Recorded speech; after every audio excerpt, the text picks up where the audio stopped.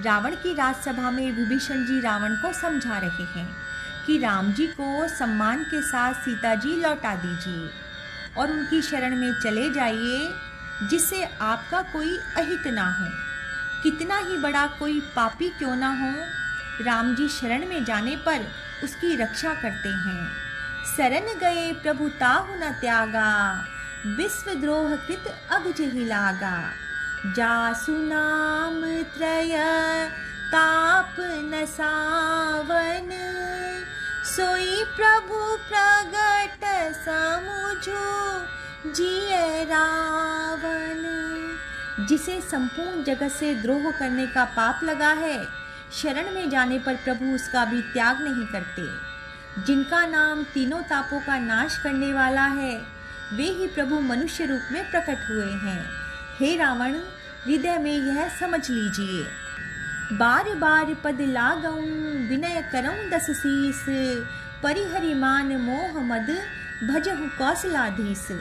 हे दस शीस रावण, मैं बार बार आपके चरणों में लगता हूँ और विनती करता हूँ कि मान मोह और मद को त्याग कर आप कौशलपति श्री राम जी का भजन कीजिए।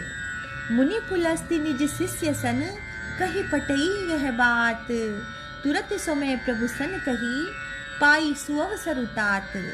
मुनि पुलस्त्य जी ने अपने शिष्य के हाथ यह बात कहला भेजी है। हे तात, सुंदर अवसर पाकर मैंने तुरंत ही वह बात आपसे कह दी।